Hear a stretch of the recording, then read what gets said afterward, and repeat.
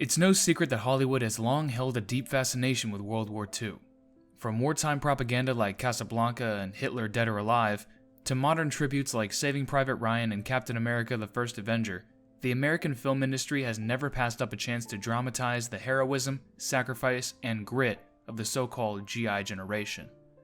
Unlike portrayals of later American wars, the soldiers of World War II are almost universally depicted as noble and larger-than-life, working-class, no-nonsense, all-American heroes willing to die for their country, preferably while mowing down a few dozen krauts and maybe pocketing some war spoils along the way.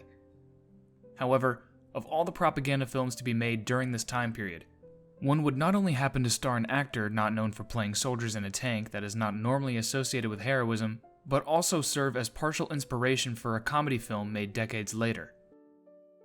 In the early years of World War II, both Great Britain and the United States found themselves in urgent need of tanks. With the iconic M4 Sherman still months from deployment, Britain faced a shortage of over 3,000 medium tanks to replace those lost during the fall of France. At the same time, the US Army was eager to field a vehicle equipped with a 75mm gun for its own forces. The stopgap solution for both nations came in the form of the American-built M3.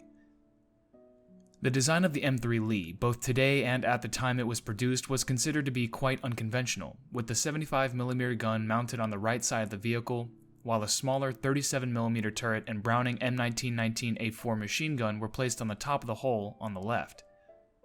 Due to there being no room behind the turret for a radio, an additional crewman was stationed beside the driver to operate communication, resulting in a 7-man crew. Powered by a Wright Continental radial engine, the 30-ton Lee was able to move at a top speed of 26 miles per hour. It was protected by up to 2 inches or 50mm of armor sloped at the front, with the turret being cast. Through the Lend-Lease program, the United States provided the M3 to several allied nations, including the United Kingdom and Commonwealth forces. However, the Brits were not fans of the original design of the M3. They believed that the massive turret increased the size of an already tall vehicle, and that the mismanagement of interior space resulted in too many crew members inside. This resulted in the creation of the British variant of the M3, which modified the turret design so there was room for radio next to the commander, meaning the crew complement went down to 6. Both versions of the M3 were named by the British after opposing generals from the American Civil War. The original US design became the M3 Lee, while the British version was dubbed the M3 Grant. Other Allied forces shared the British skepticism towards the M3, with the Soviets in particular referring to it as a coffin for 7 brothers. Despite its poor reputation, the M3 had a brief moment of success in North Africa, where it first saw action with British forces in May 1942. Its 75mm gun outperformed the short-barreled 50mm and 75mm weapons mounted on German Panzer IIIs and early 4s, which struggled to penetrate the M3's well-angled frontal armor. However, once German tanks began to be outfitted with longer guns, the advantage was lost. Fortunately for the Allies, the quick arrival of the M4 Sherman helped restore balance on the battlefield, relegating the M3 Lee to the sidelines and secondary fronts. Given the importance of wartime morale both on the battlefield and at the home front, numerous Army tanks were also employed for a tour of duty on the silver screen to give civilians a taste of the action. One such film was the 1943 film Sahara, in which the M3 Lee played a major role.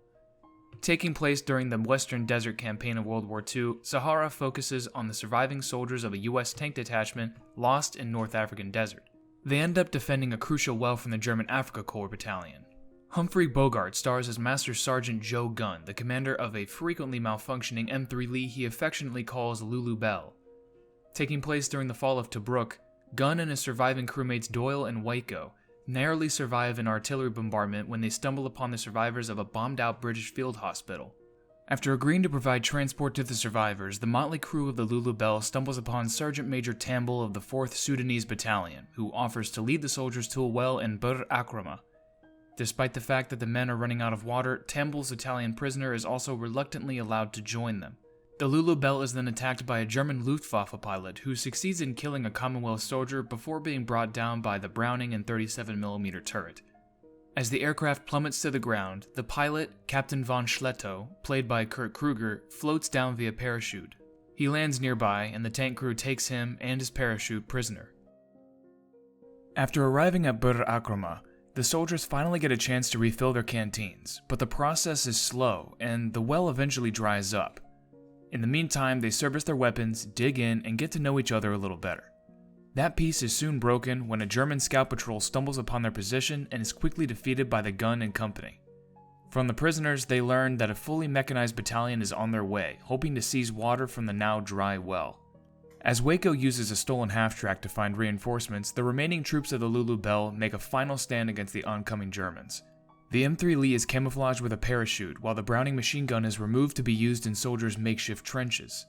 Despite the overwhelming numbers of the enemy and heavy casualties, Gunn is able to hold the Germans off through guerrilla warfare and psychological mind games until they surrender in exchange for the water from the well, now overflowing as a result from the intense bombardment. As British reinforcements finally arrive, the sole survivors, Gunn, Waco, and a soldier named Bates, are informed of a successful attack at El Alamein, filling them with hope for the outcome of the campaign. Although the characters and story of the movie are fictional, the North African campaign that serves as a background of the film was very real. Sahara takes place between the Battle of Gazala, which was an Axis triumph, and the First Battle of El Alamein, a turning point in the war that paved the way for an Allied victory in 1943. In the movie, Lulubelle was portrayed by an M3 Lee on loan from the 4th Armored Division, which was stationed at Camp Granite's Desert Training Center between November 1942 and June 1943. The movie was dedicated to the 4th Army Corps of the U.S. Ground Forces, who supplied the film crew with tanks, weapons, equipment, and 100 soldiers to portray the German forces. During the production of Sahara, the Lulubelle was the only standard M3 Lee used, with the rest of the Lees seen in the film being of the M3A1 variety with the cast superstructure. As the war went on and the M4 Sherman finally made its debut on the battlefield, many M3 Lees were rounded up and converted into other uses, such as the M31 recovery vehicle and canal defense light carrier. It is quite possible that the Lulubelle was converted into one of these vehicles, continuing to serve her country after her feature film debut. In what is perhaps a tragic case of art imitating life, due to the high number of casualties endured during the war, many of the soldiers involved with the production of Sahara would never see the final outcome of the war they were involved in. However, the film was a critical and commercial success, receiving numerous Oscar nominations, and would go down in history as a classic war film, earning itself a homage in the 1979 Steven Spielberg comedy film 1941.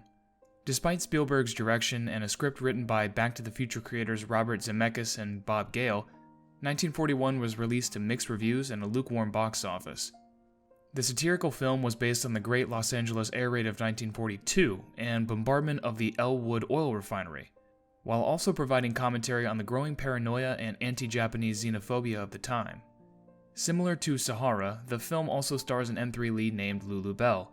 However, unlike its predecessor, who was practically Bogart's leading lady, the medium tanks of 1941 had a much smaller role, not appearing until halfway through the film. After an Air Force pilot steals an aircraft to seduce a woman who is only aroused by flying, the Army is sent into Los Angeles to deal with what they believe to be a potential attack. Meanwhile, Dan Aykroyd's Sergeant Tree and the crew of the Lulubelle are already in town, dealing with a riot caused by tension between the Army and Navy. Upon receiving orders of the presumed air raid and expressing confusion on why the mandatory blackout has not occurred, the Lulubelle crew takes it upon themselves to cut the city's power, accidentally recruiting local dishwasher Wally Stevens in the process.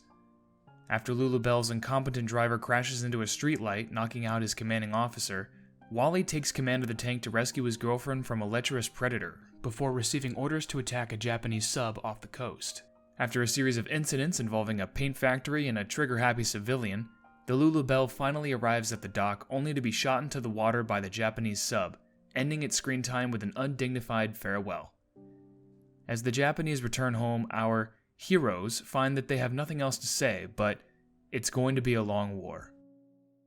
Unlike the actual M3 Lee used to create Sahara's Lulubelle, its namesake in 1941 was a replica built atop a 105mm howitzer motor carriage M7 that vehicle expert Pat Carman was able to smuggle out of the Army range.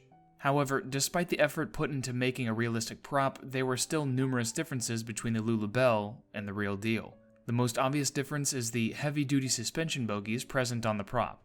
While later M3 models like the M3A4 and M4 Sherman utilized this bogie system, the M3 Lee utilized a lighter suspension bogie. Likewise, the rubber chevron tracks on the prop were from the Sherman as opposed to the Lee's T41 and T51 rubber block tracks. Another difference was the machine gun turret, or rather, the lack of one. In 1941, the turret was replaced by a pencil mount for a water-cooled M1917 Browning. This is a notable inaccuracy, not only because the M1917's water cooling system made it impractical for use as a pintle-mounted weapon, but also because the M3 Lees were never manufactured with this configuration, though some M3 Grants did receive the extra weapon.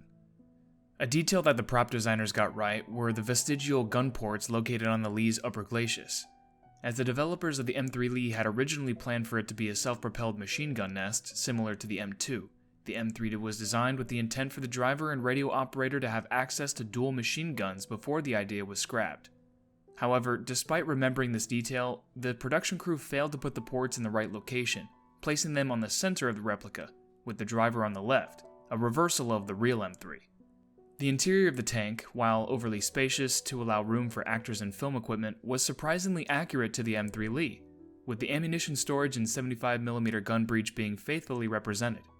Despite the minor inaccuracies to the prop, most of which stem from the donor vehicle's design, 1941's Lulubelle is widely considered to be one of the greatest tank props created for film. Unfortunately for war and military enthusiasts, it is unknown what happened to the replica after filming. However, due to the tendency of film studios to dispose of movie props and replicas once they've served their purpose, and the lack of appearances in film or war museums and attractions, it is likely that this iteration of Lulubelle just got scrapped. This concludes our look at the two M3 Lees featured on the silver screen, and how Steven Spielberg's commitment to authenticity helped bring to life one of the most convincing replica tanks to date, in an homage to a war movie of old. While the M3 Lee may not have had a long service life on the battlefield, it secured a lasting place in pop culture history under the name Lulubelle. What are your thoughts on the use of both vehicles in film? Did you watch either of the movies? Which one did you prefer? Let us know what you think in the comment section below. If you haven't done so already, we invite you to subscribe to stay updated on future content. If you'd like to contribute further, consider Patreon or PayPal. We want to especially thank our medium and heavy tank Patreon supporters: Barrett Gunthor, Dan Fitzpatrick, Dave Shuford, Leslie Holkower, Michael Herman, Owen M., R. Robb, and Sopwith21. Your generous contributions help fund our research, illustrations, and video production. Until next time, keep us in your sights.